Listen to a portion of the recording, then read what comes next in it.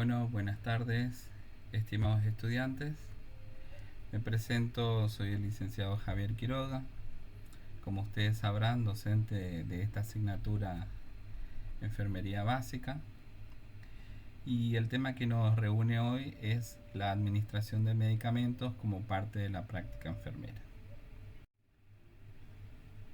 Al finalizar esta charla y con la lectura del material teórico, con el acompañamiento de la lectura del material teórico, me propuse que sean capaces de explicar la farmacocinética como base de las acciones de los medicamentos, reconocer los tipos de acción de los medicamentos, conocer las interacciones, las vías de administración y sus indicaciones. Bien, sin más, empezaremos con este tema muy importante dentro de la práctica de la enfermería. Vamos a empezar a hablar de los nombres de los medicamentos. Podemos decir que los medicamentos tienen hasta 3 nombres y que son diferentes. Tenemos el nombre químico, el nombre genérico y el nombre comercial. El nombre químico nos va a proporcionar una descripción exacta de la composición química, es decir, la estructura molecular, ¿sí? Como por ejemplo el metamizol, que por la finalización ol nos indica que es un alcohol. Luego tenemos el nombre genérico, que es el nombre oficial y que figura en las publicaciones oficiales, en el caso de la Argentina, del Ministerio de Salud Pública. Por ejemplo, el nombre genérico del metamizol es la dipirona, ¿sí? Por último, vamos a encontrarnos con el nombre comercial, que es la marca o el nombre del propietario, es decir, el nombre bajo el que un fabricante, una droguería, comercializa un medicamento. En el caso de la dipirona es la Novalgina, que seguramente la mayoría de ustedes conocen, ¿sí? Y que alguna vez lo han tomado, ¿sí? La Novalgina, el nombre genérico es la dipirona y el nombre químico es el metamizol. Que si ustedes tienen por ahí en su casa algún cartoncito, un medicamento, ¿sí? Fíjense que van a encontrar estos 3 nombres registrados. En cuanto a la clasificación de los medicamentos, indica el efecto del medicamento en el sistema corporal, es decir, los síntomas que el medicamento va a aliviar o el efecto deseado dentro del organismo. Normalmente cada clase contiene más de un medicamento que es utilizado para el mismo tipo de problema de salud o de enfermedad. Por ejemplo, los pacientes que sufren asma a menudo toman diversos medicamentos para controlar su enfermedad o su patología. Por ejemplo, los agonistas beta-2 adrenérgicos. La clasificación de los beta-2 adrenérgicos contienen al menos 8 medicamentos diferentes dentro de esa misma clasificación. Algunos, por ejemplo, son parte de más de una clase. Por ejemplo, la aspirina, que es el ácido acetil salicílico, es un medicamento que es analgésico, que es antipirético y que es antiinflamatorio, ¿sí? En cuanto a las formas farmacéuticas, los medicamentos están disponibles en una variedad de formas o presentaciones muy diversas y diferentes. La forma farmacéutica va a determinar cuál va a ser la vía de administración, que vamos a verlo más adelante. La composición de un medicamento va a facilitar después su absorción, su distribución y su metabolismo. Muchos medicamentos se presentan en varias formas. Muchos de ustedes alguna vez lo habrán visto, lo habrán ingerido, ¿sí? Se presentan en muchas formas. Pueden ser comprimidos, que generalmente se le llaman pastillas, ¿sí? Cápsulas, pueden ser suspensiones, que generalmente la gente la llama jarabes, ¿sí? Pueden ser supositorios, pueden venir en frascos ampollas, pueden ser liofilizados, que los liofilizados son los que vienen en forma de polvito y que generalmente hay que diluirlo con alguna forma líquida. Pueden venir también en formas de parches, ¿sí? Pueden venir en muchas formas. Cuando se administra un medicamento, la enfermera debe estar segura de utilizar la forma apropiada, ¿sí? Debe estar segura de que esa forma es para esa vía de administración. En cuanto a la farmacocinética como base de las acciones de los medicamentos, para que los medicamentos sean terapéuticos, es decir, para que cumplan una acción, un efecto deseado, deben ser introducidos en el cuerpo de una persona. Este medicamento debe ser absorbido y debe ser distribuido a las células, a los tejidos o a un órgano específico y debe generar una modificación o debe alterar las funciones fisiológicas de ese órgano. La farmacocinética es el estudio de cómo los medicamentos entran en el cuerpo, alcanzan su lugar de acción, se metabolizan y finalmente salen del cuerpo. Es decir, la absorción, la distribución y el metabolismo.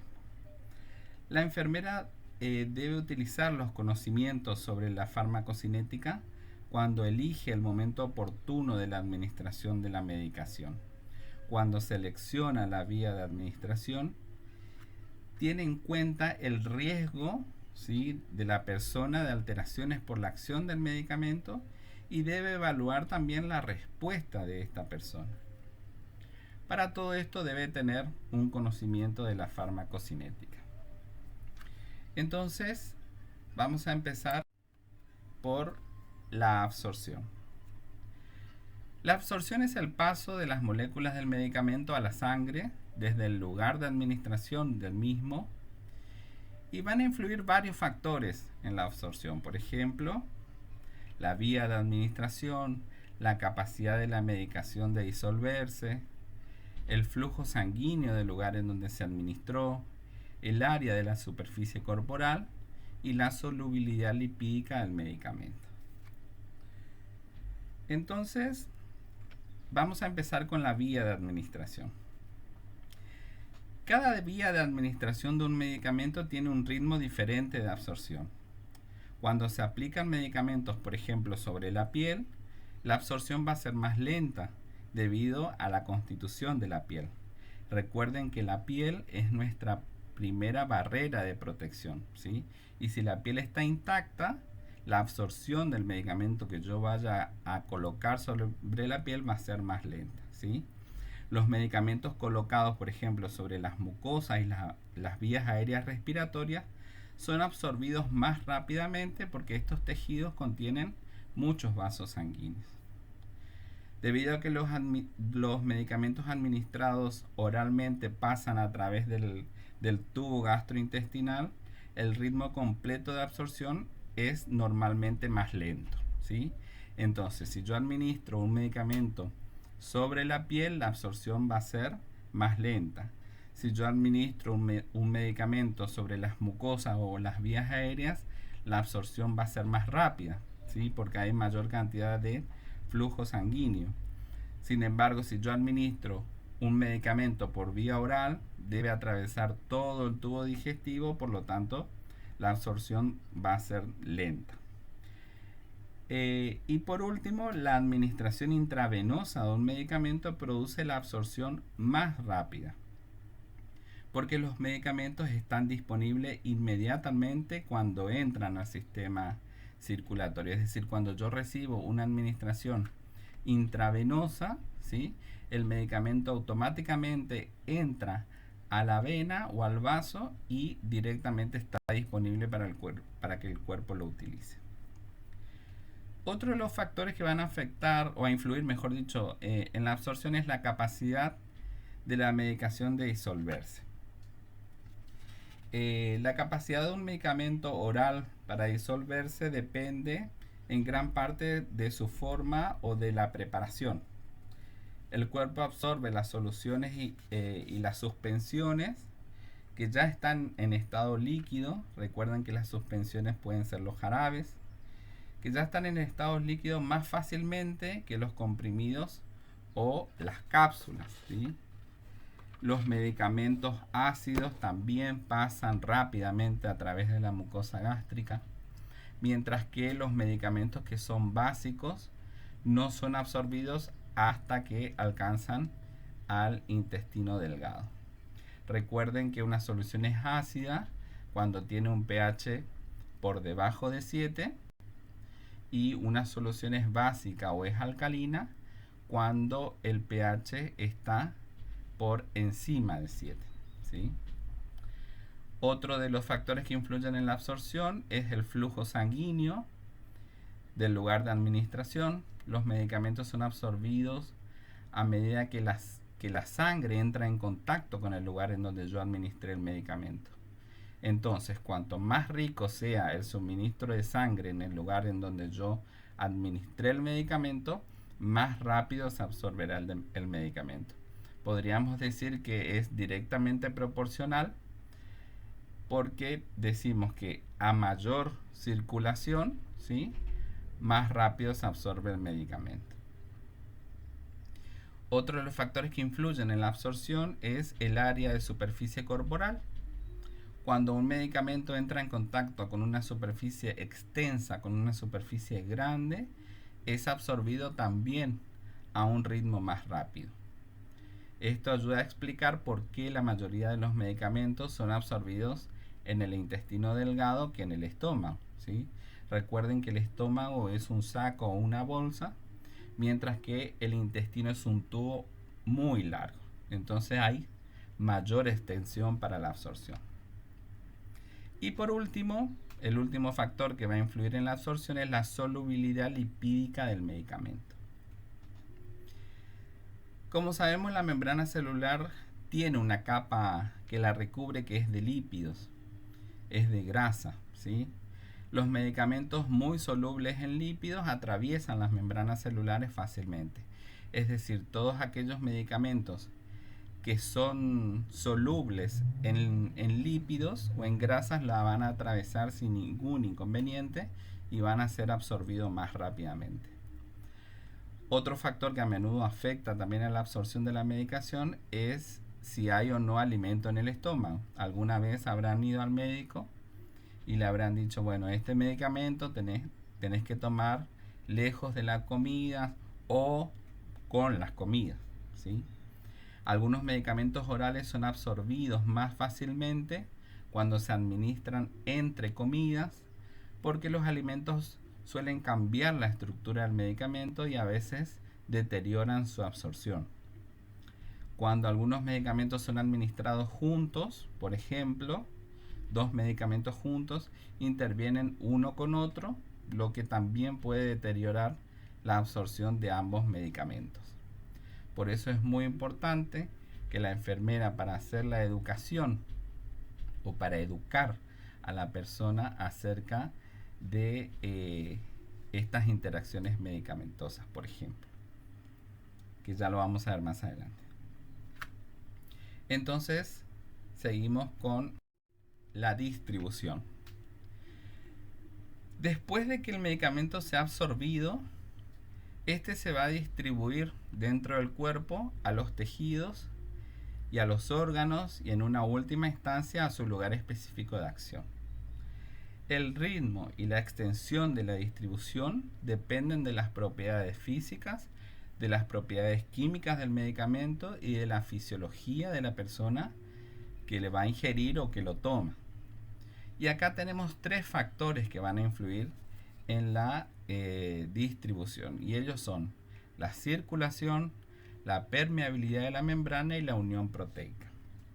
En cuanto a la circulación, podemos decir que una vez que el medicamento entra en el torrente sanguíneo, es transportado a través de los tejidos y de los órganos. La velocidad depende de la vascularización de los diversos tejidos y de los órganos.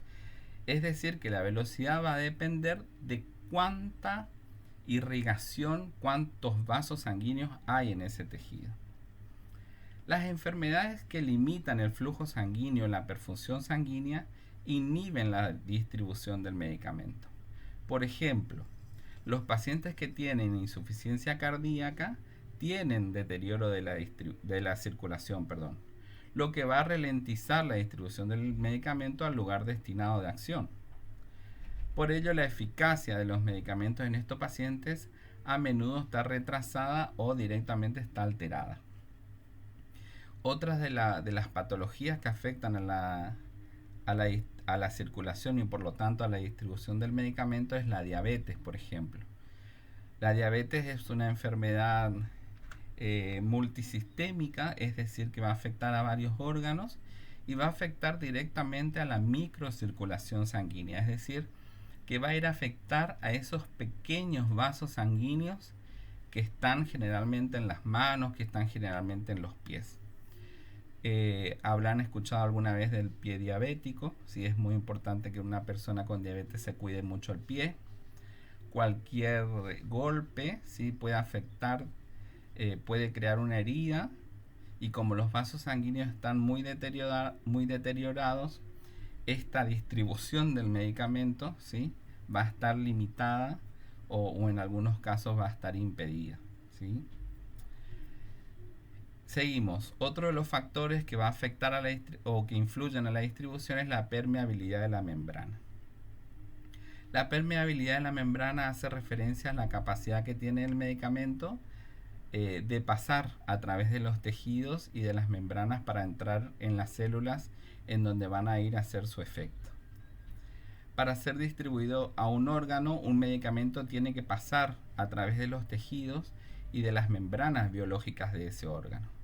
Algunas membranas sirven como barreras al paso de los medicamentos, como por ejemplo la barrera hematoencefálica, que es una membrana que recubre al cerebro.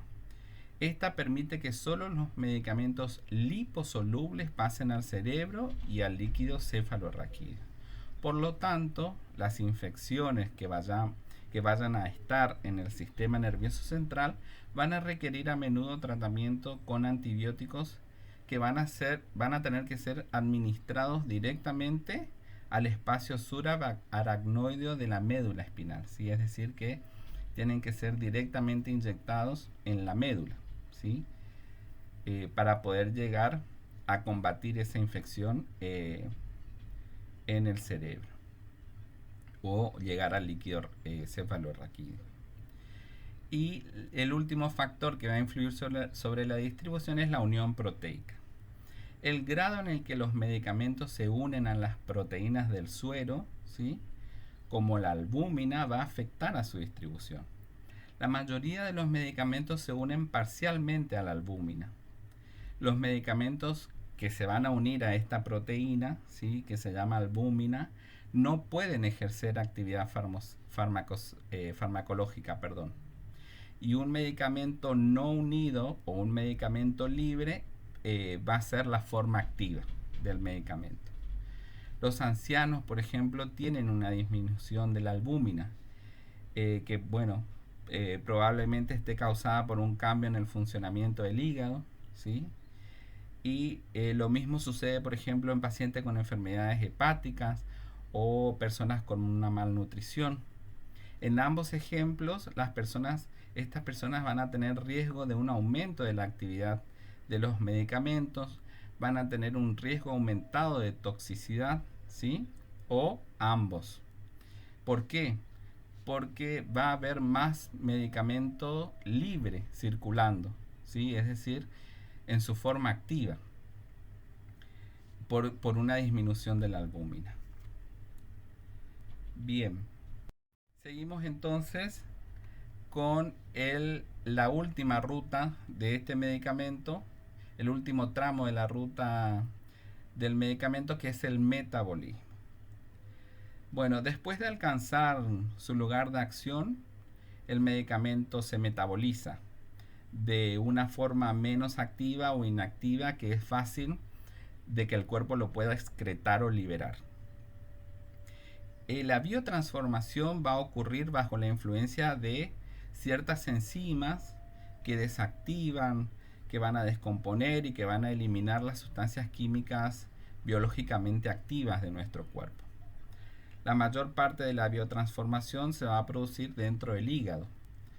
Es el principal órgano que va a metabolizar a los medicamentos, aunque también los pulmones, los riñones, la sangre y los intestinos también van a metabolizar a los medicamentos. El hígado es especialmente importante porque su estructura está especializada y va a oxidar y a transformar muchas sustancias tóxicas. El hígado desactiva muchas sustancias químicas que son nocivas para nuestro cuerpo antes de que se distribuyan a los tejidos.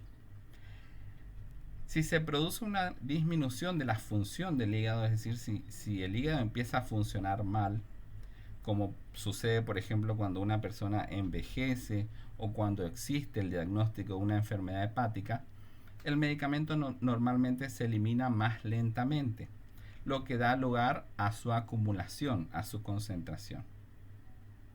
Entonces los pacientes tienen riesgo de intoxicación por medicamentos si los órganos que van a metabolizar estos medicamentos no funcionan de forma correcta, ¿sí? Por ejemplo, una pequeña dosis de sedante de un barbitúrico a veces puede hacer de que el paciente con una enfermedad hepática, por ejemplo, entre directamente al coma. ¿Por qué? Porque el hígado pierde, en este caso por la enfermedad que tiene, la capacidad de filtrar estas sustancias que son tóxicas para el organismo. Entonces, la excreción, como dijimos, es la forma en la que después de la metabolización de los medicamentos salen del cuerpo, ¿sí?, todas las sustancias que no son utilizables o que son tóxicas a través de los riñones, del hígado, de los intestinos, pueden salir a través de los pulmones, incluso de las glándulas exócrinas. La constitución química de un medicamento determina o va a determinar el órgano por el que se va a suceder después su excreción. Los componentes gaseosos y los componentes volátiles, como por ejemplo el óxido nitroso y el alcohol, salen a través de los pulmones, ¿sí? La respiración profunda y la tos, por ejemplo, ayudan a las personas a eliminar los gases de la anestesia más rápidamente después de una cirugía. Las glándulas exócrinas excretan los medicamentos que son liposolubles. Cuando los medicamentos salen a través de las glándulas sudoríparas, por ejemplo, es decir, cuando los medicamentos salen a través de la transpiración, la piel muy a menudo se irrita, lo que va a requerir que la enfermera eduque, instruya a las personas en las buenas prácticas de higiene, ¿sí? Es recomendable que la enfermera eduque a esta persona y que le diga, bueno, vas a sentir que a través de tu piel la transpiración tiene olor al mismo medicamento, es importante que te bañes con frecuencia, ¿sí? Si no, la piel se puede irritar.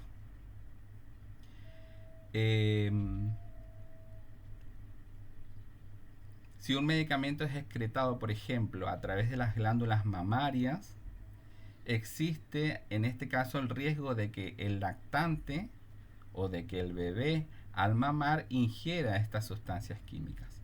En este caso, la enfermera también debe comprobar la seguridad de cualquier medicamento tomado por mujeres que están amamantando, ¿sí?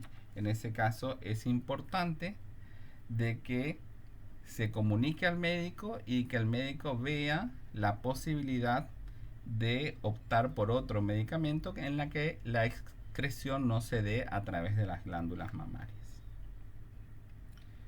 Bien, seguimos. Vamos ahora a hablar de los tipos de acción de los medicamentos. Los medicamentos varían considerablemente en la manera en que actúan y también en la forma en la que actúan o los tipos de acción. Las personas no siempre responden de la misma manera a cada dosis sucesivas de un medicamento. Algunas veces el mismo medicamento causan diferentes respuestas en personas diferentes.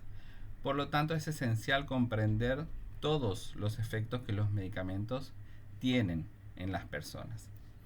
Y tenemos 5 tipos de efectos o reacciones que podemos esperar de los medicamentos.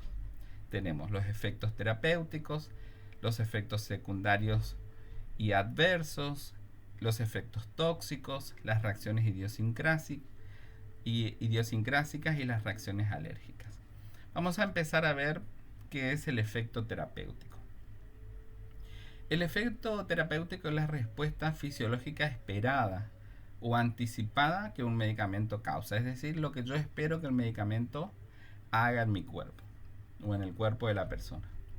Cada medicamento tiene un efecto terapéutico deseado. Por ejemplo, la nitroglicerina lo que va a hacer en el cuerpo es reducir el gasto cardíaco, aumentar el suministro de oxígeno miocárdico.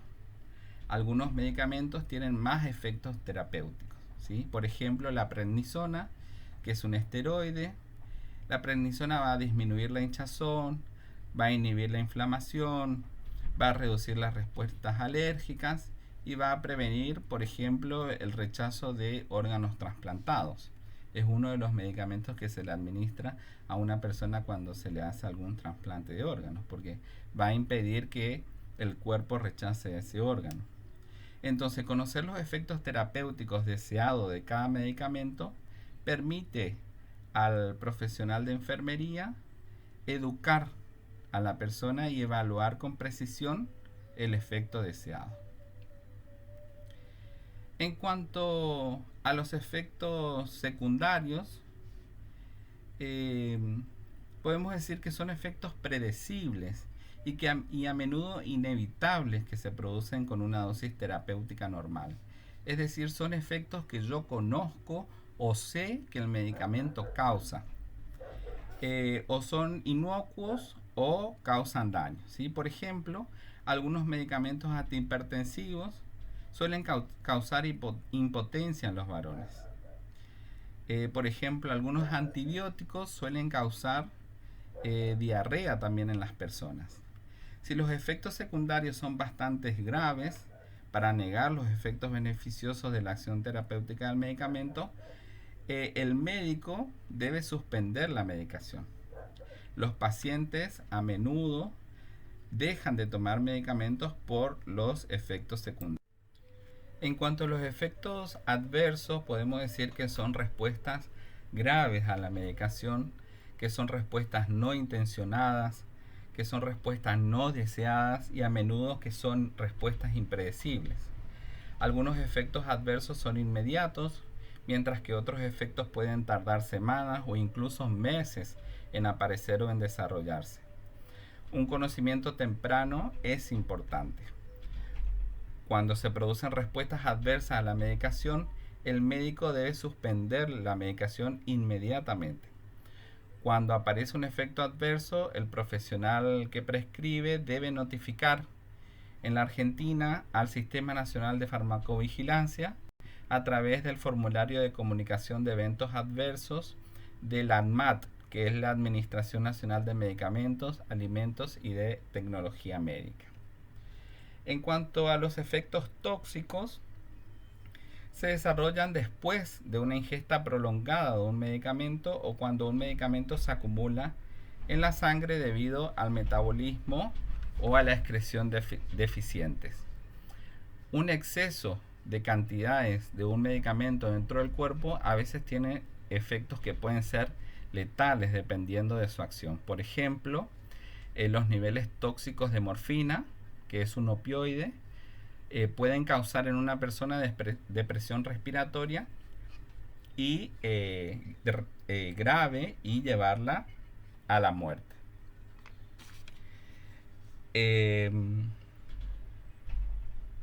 Después tenemos las reacciones idiosincrásicas. Los medicamentos a veces causan efectos impredecibles, como una reacción idiosincrásica, en la que un paciente reacciona en exceso o en menor intensidad a un medicamento o tiene una reacción diferente de lo que se puede considerar o de lo que se puede esperar. Por ejemplo, un niño que recibe una difenhidramina, que es un antihistamínico, ¿sí? Que generalmente se administra cuando una persona tiene alergia, se pone extremadamente nervioso o excitado en lugar de somnoliento, ¿sí? Que es lo que se espera de que cause la difenhidramina. No siempre es posible predecir si un paciente tendrá una respuesta idiosincrásica a un medicamento. Y por último, tenemos a las reacciones alérgicas. También son respuestas impredecibles, al igual que las idiosincrásicas. Algunos pacientes se sensibilizan inmunológicamente a la dosis inicial de un medicamento. Con la administración repetida, el paciente puede desarrollar una respuesta alérgica a él, ¿sí?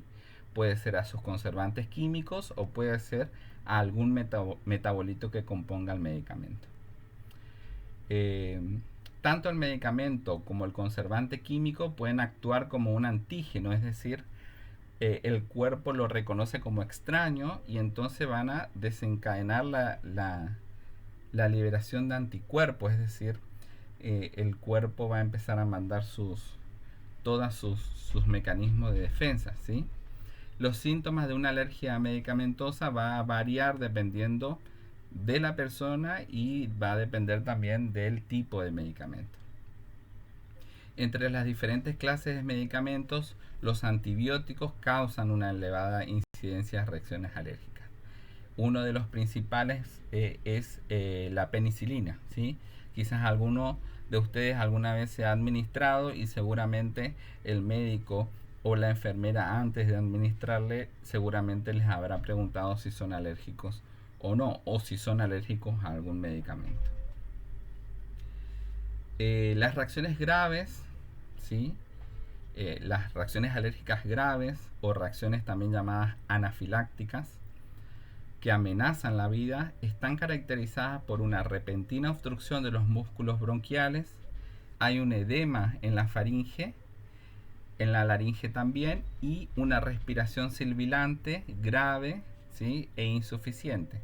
Es decir, se edematiza la glotis, se cierra la garganta y la persona empieza a respirar de una forma forzosa que pareciera que está silbando, ¿sí? Eso se da porque el aire entra muy forzado. Por supuesto que se requiere atención clínica o atención médica inmediata para tratar las reacciones anafilácticas. Una persona con antecedentes conocidos de alergia a un medicamento debe evitar la exposición a ese medicamento en el futuro, ¿sí? Y lo más recomendable es que lleve una pulsera, una medalla que lo identifique, ¿sí? Que avise a las enfermeras y al médico de las alergias, por supuesto si es que el paciente está consciente cuando va a recibir una atención médica, ¿sí? Bien, estamos hasta acá, vamos a continuar con las interacciones de los medicamentos. Cuando un medicamento modifica la acción de otro, se produce una interacción medicamentosa.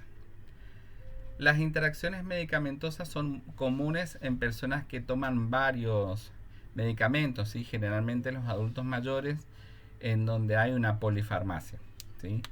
Algunos medicamentos aumentan o disminuyen la acción de otros y pueden alterar la manera en que otro medicamento es absorbido, en que otro medicamento es metabolizado o es eliminado del cuerpo. Cuando dos medicamentos tienen un efecto sinérgico, su efecto combinado es mayor que el efecto de los medicamentos cuando se dan por separado, ¿sí? A veces se desea o se busca una interacción medicamentosa. A veces los médicos lo que buscan es la sinergia, es decir, que dos medicamentos con un mismo efecto se potencien, ¿sí? Los médicos pueden generar esta interacción que tiene un efecto beneficioso para la persona. Por ejemplo, una persona con presión arterial alta que toma varios medicamentos, como por ejemplo un diurético, un vasodilatador, ¿sí? Que juntos van a accionar para controlar la presión arterial cuando uno solo de ellos no es efectivo por sí solo, ¿sí? Entonces se habla de sinergismo, ¿sí? Cuando dos medicamentos tienen el mismo efecto y se potencian.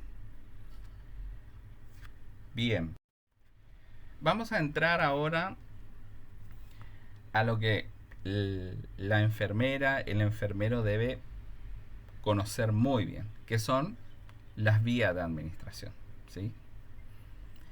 La vía prescripta para administrar un medicamento va a depender de las propiedades y del efecto deseado del medicamento, va a depender del estado físico de la persona y va a depender también del estado mental de la persona. La enfermera debe trabajar con el médico para determinar cuál es la mejor vía para la administración del medicamento que va a prescribir. Y tenemos tres grandes vías de administración de medicamentos. Tenemos la vía oral, la vía parenteral y tenemos la vía tópica. Vamos con la vía oral. La vía oral es la más fácil, es la vía más utilizada comúnmente. Los medicamentos se dan por vía oral y generalmente se digieren, se tragan con un líquido, ¿sí? Los medicamentos orales tienen un inicio de acción más lento. Recuerden al principio cuando decíamos que tienen que atravesar todo el tubo digestivo, o sea que la acción es más lenta, ¿sí? Pero tienen un efecto más prolongado que los medicamentos que son administrados por vías parenterales. Generalmente, si uno le pregunta a la persona qué vía prefiere, siempre van a optar por la vía oral, ¿sí? Pero, como dijimos, va a depender del médico, de la prescripción, ¿sí? Y de la enfermera en cuanto a qué vía va a ser la más recomendable.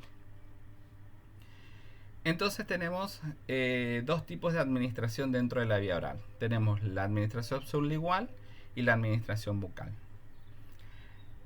Vamos a empezar con la administración sublingual. Algunos medicamentos son rápidamente absorbidos, ¿sí?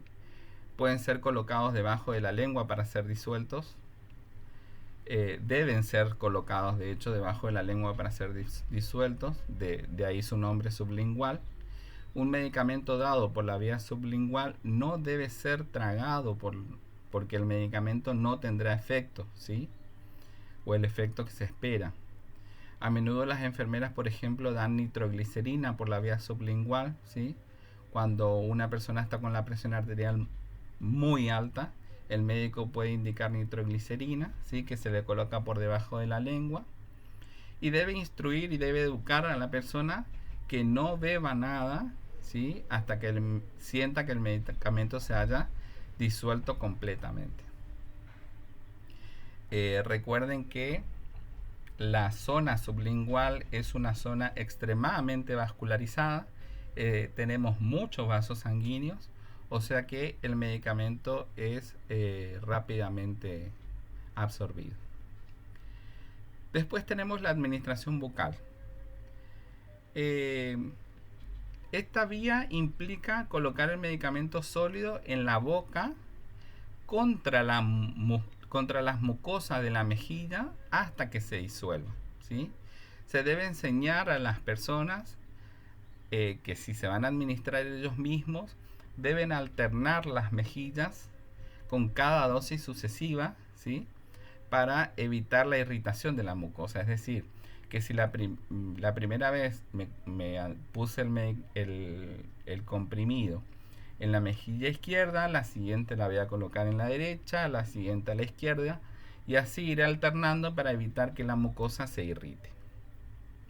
También hay que enseñar en estos casos a las personas de que no mastiquen, ¿sí? O que no traguen el medicamento y que no tomen ningún tipo de líquido con él.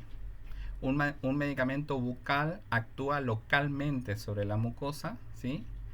O sistémicamente según es tragado con la saliva de la persona. Seguimos con la siguiente vía. que es la vía parenteral. La administración parenteral, implica inyectar un medicamento en los tejidos corporales. Y tenemos 4 lugares que son los más importantes y los más usuales para la administración parenteral de medicamentos. Tenemos la vía intradérmica, la vía intravenosa, la vía subcutánea y la vía intramuscular. Ahí yo les puse un grafiquito para que vean en qué región vamos a administrar. La vía intradérmica, que la aguja debe entrar más o menos en un ángulo entre 10 a 15 grados, ¿sí? Y vamos a inyectar el medicamento en la dermis justo debajo de la epidermis. Por eso se denomina intradérmica. La administración intravenosa, la aguja la vamos a introducir en un ángulo aproximado de 25 grados, ¿sí? Y fíjense en la imagen, la aguja entra directamente a la luz de la vena, ¿sí? O a la luz del vaso. Recuerden que es la vía más rápida porque una vez que el medicamento ingresó a la circulación ya está disponible para el cuerpo. La otra vía es la vía subcutánea. En este caso la aguja se va a introducir en un ángulo aproximado de 45 grados. Se va a administrar el medicamento directamente al tejido que se encuentra por debajo de la dermis, que es el tejido celular subcutáneo. Y la última, que es la intramuscular, que en este caso la aguja se va a introducir en un ángulo recto de 90 grados, ¿sí? Y el medicamento se va a inyectar directamente en el músculo. Algunos medicamentos se administran en otras cavidades corporales distintas de estos 4 tipos enumerados en la imagen. Estas vías adicionales incluyen, por ejemplo, la vía epidural, intracecal, intraósea, intraperitoneal, intrapleural, intraarterial, ¿sí? Que son vías que ustedes lo van a ver más adelante en el transcurso de la cursada de la carrera. De igual manera, esta vía parenteral, nosotros en primer año, en enfermería básica, no la vamos a hacer, ¿sí? Simplemente las empezamos a conocer. La vía parenteral, ustedes la van a empezar a hacer recién en el segundo año cuando cursen enfermería del adulto y del anciano. Seguimos entonces. La última vía es la vía tópica. Los medicamentos aplicados en la piel y las mucosas tienen generalmente efectos que se buscan que sean locales, ¿sí? En esa región, en ese sector. La enfermera aplica los medicamentos tópicos en la piel, pintando o extendiendo el medicamento sobre el área, aplicando apósitos húmedos, empapando partes del cuerpo con una solución o también pueden ser baños medicinales. A menudo se producen efectos sistémicos si la piel del paciente es fina o si está rota, ¿sí? Entonces, este efecto que se buscaba que sea local puede llegar a ser sistémico si hay alguna herida en la piel o es extremadamente fina. La concentración del medicamento es alta, ¿sí? O el contacto con la piel es muy prolongado.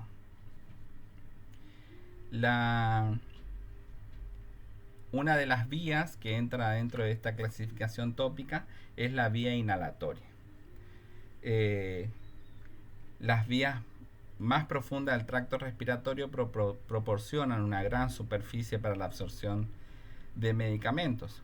Entonces las enfermeras administran medicamentos inhalados a través de las vías nasales y orales o sondas endotraqueales o traqueostomías, ¿sí? Que son sondas que se introducen a través de la boca o de la nariz, ¿sí?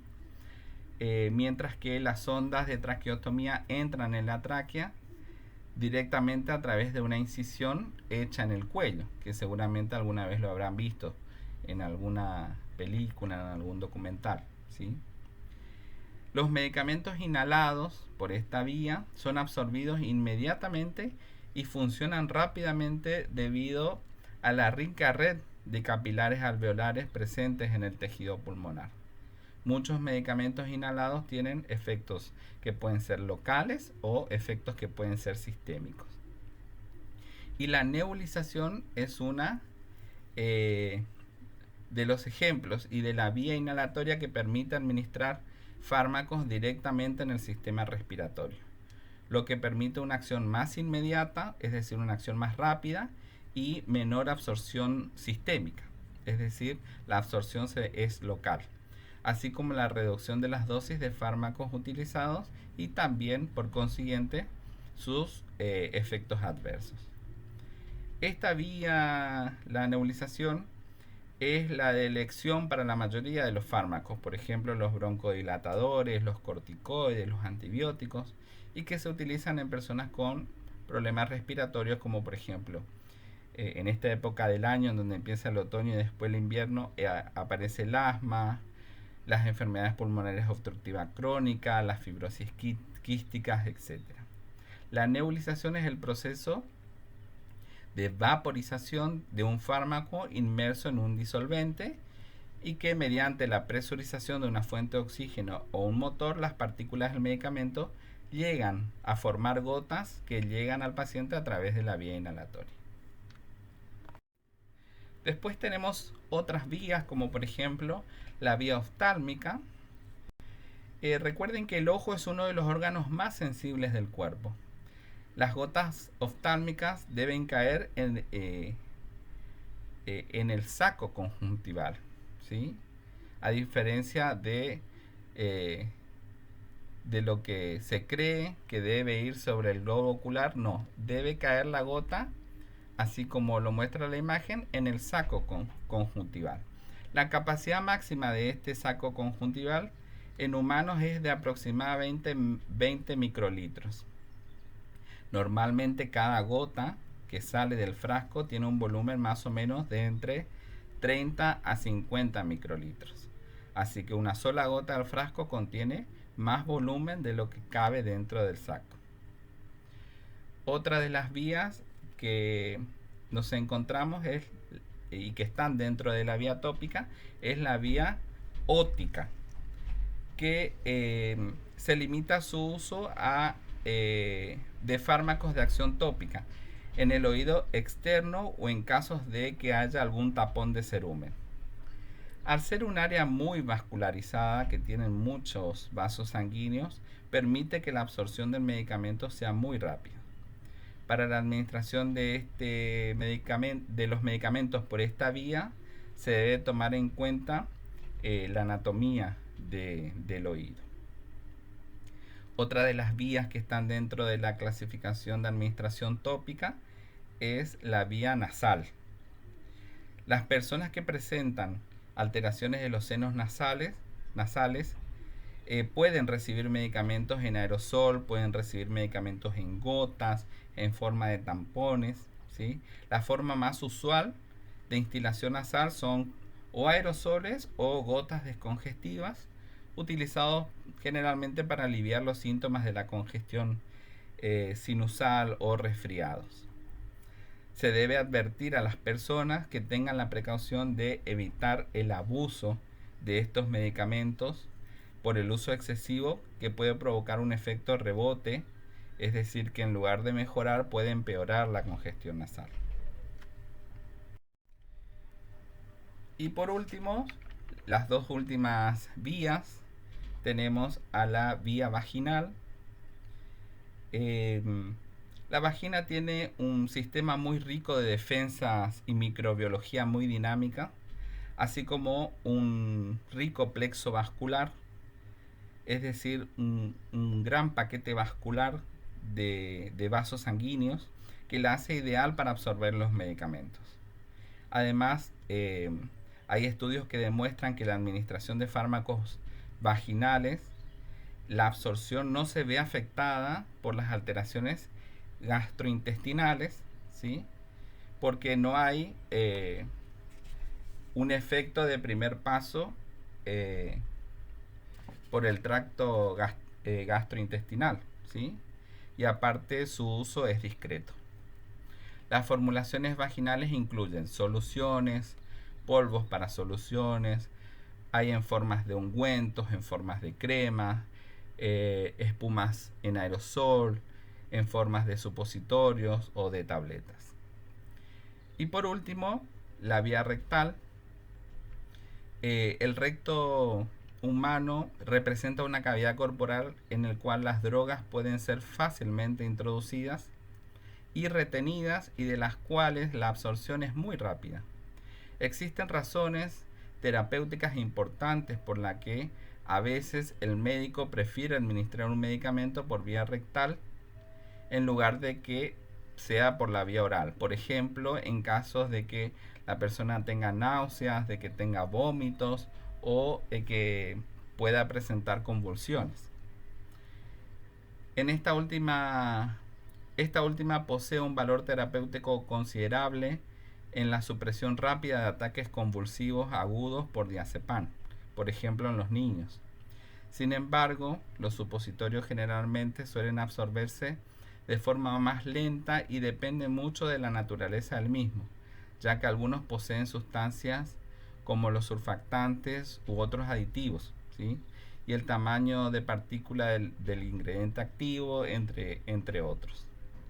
La razón por la cual la vía rectal se considera una vía de absorción rápida es el hecho de que su porción superior se encuentra conectado al sistema portal, mientras que la parte inferior está conectada directamente con la circulación sistémica, y esto posibilita que el fármaco pase directamente al torrente sanguíneo, pudiendo llevar a cabo su efecto muy rápidamente. Entre las posibles complicaciones que pudiesen tener esta vía, se puede describir alguna irritación local, más que nada en el uso de medicación a largo plazo, ¿sí? Como la ergotamina rectal y el ácido acetilsalicílico, por ejemplo, que pueden producir ulceración en el recto, que puedan aparecer úlceras en el recto, o que pueda aparecer una irritación después de la administración única de varios medicamentos y formulaciones. La evaluación de tolerabilidad y seguridad es imprescindible en el diseño de estos medicamentos de administración rectal. Bien, hemos terminado con este tema muy importante y muy interesante también. Si a alguno le ha quedado alguna duda, ¿sí? Alguna inquietud, por favor, escríbanlo a través del foro, que a la brevedad posible les estaremos respondiendo. Aquí tienen la bibliografía que utilicé para hacer esta clase, ¿sí? Que básicamente es un resumen de lo que tienen a disposición en el libro Enfermería Básica. Muchas gracias por este tiempo, por escucharme, y nos estaremos escuchando o viendo a la brevedad. Les mando un saludo a todos.